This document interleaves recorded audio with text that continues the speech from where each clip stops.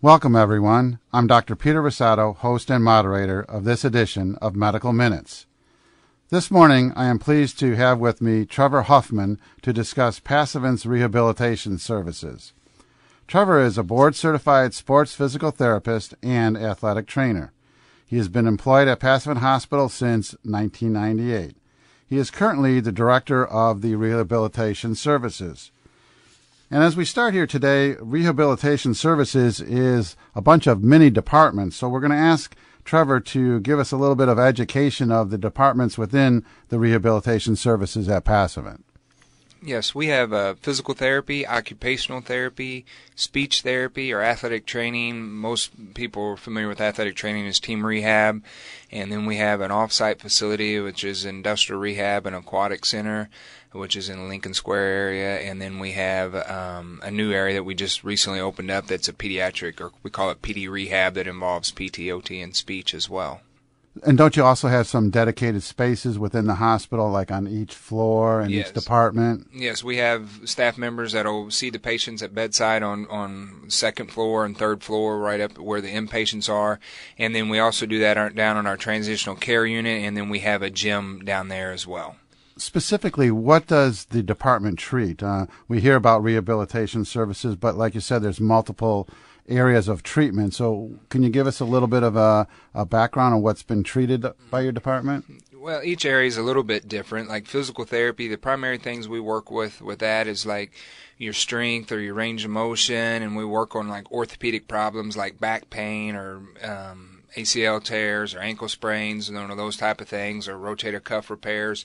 Some of those type of things after surgery, we'll work a lot on getting their strength and range of motion back, or their ability to walk and balance back, and a lot of those type of things. Well, with occupational therapy, they do a lot of the same things with strength and range of motion for our upper extremities. We have Todd Thorson, who's our OT out there. He specializes a lot with our upper extremities. And then they also work on bathing and dressing and some what we call activities of daily living. Speech therapy, what they'll work mainly on is your ability to speak, as it says in the name, but they also work on your ability to think and cognition, and as well as your ability to swallow and some things like that. The athletic trainer and team rehab portion, that is where we go out to the area schools and we'll provide weekly school visits and game coverage with that, and that's more athletic training, which is working with just athletes. The industrial rehab and aquatic center, which is down in Lincoln Square, we have a PT and a PTA down there, which is a physical therapist and a physical therapist assistant. Jennifer and Kim are down there, and they see a wide variety of things. The name of industrial rehab and aquatic center doesn't really give it justice of what all they see. They do those two things, but they'll see anything from pediatrics all the way up to geriatrics or the older population as well. In our pediatric area, physical therapy and occupational therapy will work a lot with maybe like sensory integration with kids. They'll work on developmental delays or torticollis, which is kind of like a tight muscle in your neck. They'll work on anything the kid's not really able to do that you would expect them to be able to do at that age. They'll help them work through that a little bit. Same thing with speech. They'll work a lot on that, or if they're delayed in their talking ability or some of the developmental milestones that we call them. If they're behind on any of those, they'll kind of help them accomplish those. So really there's a big, wide variety of things and diagnosis you do treat in your department. But would you say probably the biggest focus is on the physical therapy department? We have more physical therapists than we have any other disciplines. They treat a wider variety of things, I think, as well. So we do have more physical therapy staff than the others. And what is some of the equipment that you might use in your rehabilitation services? Well, with physical therapy, we use a lot of the equipment that you might see at any workout facility, some of the Nautilus-style equipment with strength machines or general conditioning machines like a treadmill or a bike or elliptical machine, those type of things. We do have some specialized equipment that's kind of computerized, like we have a force plate that's hooked up to a computer. It's a Neurocom Balance Master is what it is, and we can measure people's balance with it, basically, and then kind of compare it to the normative data or how what their balance should basically be for their age. We can do that. We also have an isokinetic machine which can test your strength. It'll test, we use it mainly to test, like after ACL surgery or something like that, how well their strength's coming back in their leg, and we can compare it, their surgery leg to their non-surgery leg. We use those type of things. Occupational therapy, you use a lot of the same equipment for their upper extremities. They have some things like when they have to make specialized hand splints and some of the different things they have to do. It's more specialized and more complicated with the upper extremities or hand injuries. And then speech therapy works. They have all of them in the pediatric area. We have swings over there for the kids. We have a lot of pediatric toys, a lot of different things. And then the speech therapy with the geriatric area, we do have a computer where they measure the voice and they'll kind of measure your fluency, some different things like that to help get your speaking ability back if you've lost it for some reason. And then they also have a device called Vital Stim, which is kind of like electrical stimulation to the muscles that help you with swallowing. If you're having trouble swallowing, they can kind of stimulate those muscles and help you get to the point where you can swallow easier and have a little bit more confidence with what you're eating. Well, speaking from my own experience with my patients I sent to you, the nice thing about the rehabilitation services is you tend to tailor the treatment program to the individual.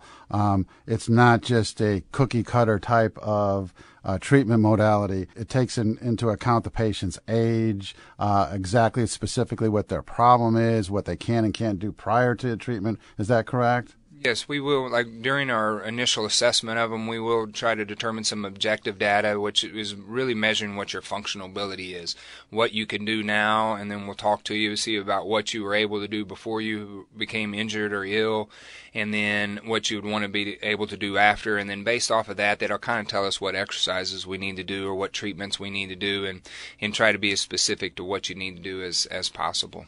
And the other good thing is that the listeners need to know is the rehabilitation services is always in contact with the prescribing physician. So I can speak for myself. We always get letters back. We get some communication, how well the patient's doing, if they need additional weeks of physical therapy. Can you talk a little bit about that?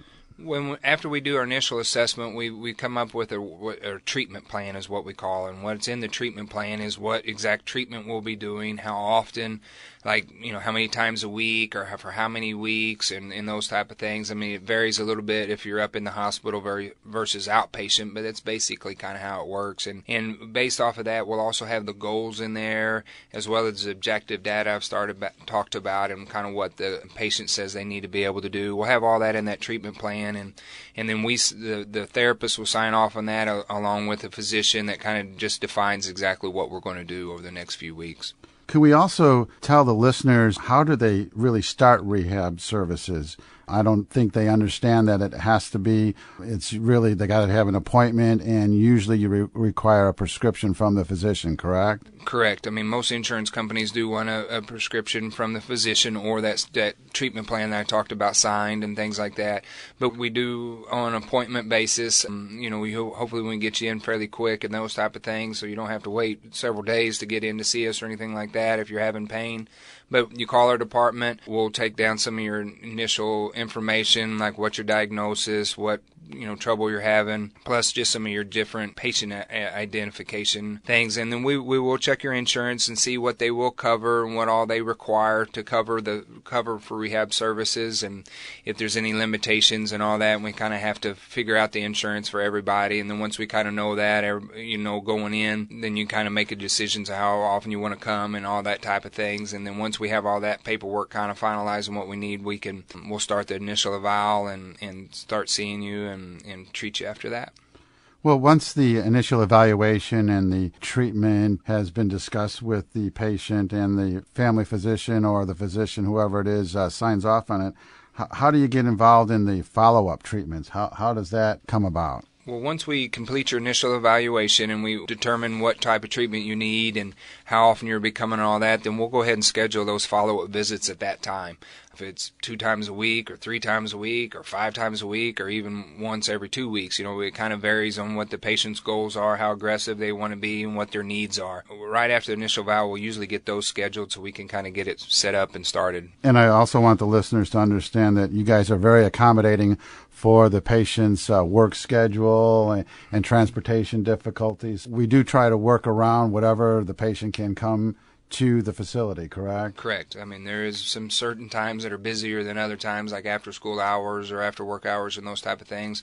But I've got a great staff that's flexed their hours. Some come in early, some come in late, stay longer on certain days that are usually our busier days and things like that. So we try to be as flexible as we can. Can you tell our listeners what actually is the hours of operation? It varies day to day. Basically, we're there about 7:30 to 6 most days on the outpatient basis. On inpatient, we're there every day of the year. We're there on Christmas, Thanksgiving, all the days, and we'll get everybody seen those days and see whatever treatment needs to be done on an inpatient basis. We have physical therapy staff there to do it. About how many patients would you say you treat in an average week? Oh, I don't know the numbers an average a week. It varies.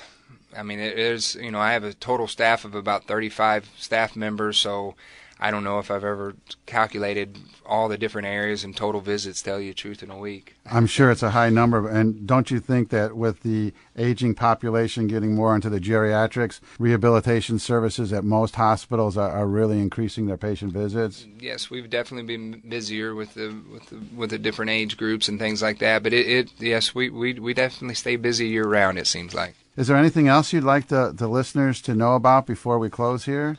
If you have any further questions, just give us a call out there at the hospital at Rehab Services. Our extension's 3397, and we'll be able to assist you. Well, thank you very much, Trevor. That was a very enlightening and an informative discussion. Our next broadcast will be on colorectal cancer screening, and we will have Dr. Dan Hallam here again to discuss this topic. Thanks for listening, and good health to all.